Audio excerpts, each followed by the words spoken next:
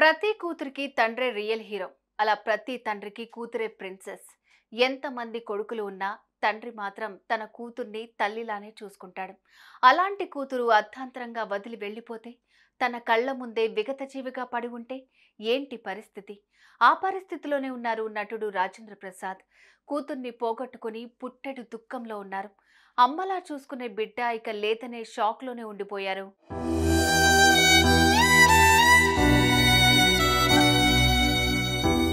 టాలీవుడ్లో నట కిరీటిగా పేరు తెచ్చుకున్నారు రాజేంద్ర ప్రసాద్. కామెడీ చిత్రాల హీరోగా ఆయన మెప్పించారు. కామెడీ చిత్రాలైన కమర్షియల్ అంశాలు, యాక్షన్ సీన్లకి కొదవలేదని చెప్పాలి. ఎన్నో బ్లాక్ బస్టర్ హిట్స్ అందుకున్నారు రాజేంద్ర ప్రసాద్.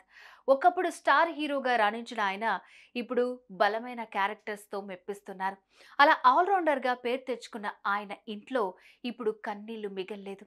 కారణం, ప్రాణంగా చూసుకునే కూతురు మృతి చెందడం.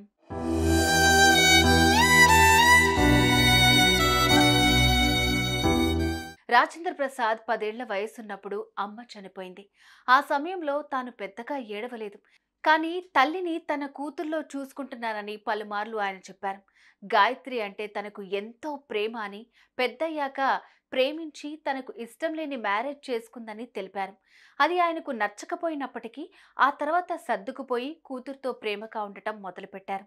పలుమార్లు ఆయన స్టేజ్ పై కూతురు గురించి గొప్పగా చెప్పారు.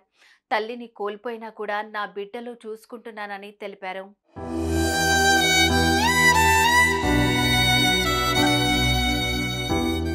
అందుకే కూతురు తన దగ్గరే ఉండేలాగా ప్లాన్ చేసుకున్నారు. ఆమెకు 3 కోట్ల రూపాయలు ఖర్చు చేసి మరీ ఇల్లు కొనిచ్చారు. కూతురు, అల్లుడు వారి పిల్లలతో అక్కడే ఉండాలని కోరారు. అంతేకాదు, ప్రతిరోజు మధ్యాహ్నం రాజేంద్ర ప్రసాద్ ఇంటి నుంచే కూతురికి భోజనం పంపేవారు. రాత్రికి మాత్రమే వారు వండుకునేవారట. కూతురు ఏ చిన్న సమస్య వచ్చిందని చెప్పినా నేనున్నాను అని భరోసా ఇచ్చేవారు రాజేంద్ర ప్రసాద్.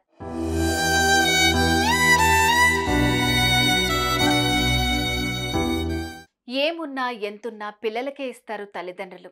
అదే చేశారు రాజేంద్ర ప్రసాద్ కూడా. ఎప్పటికప్పుడు బిడ్డకు ఏం కావాలన్నా సమకూర్చారు. కానీ ఎవరు కళ్ళు పడ్డాయో ఏంటో, గాయత్రి రాజేంద్ర ప్రసాద్కు దూరం అయింది. అనంతలోకాలకు వెళ్ళిపోయింది.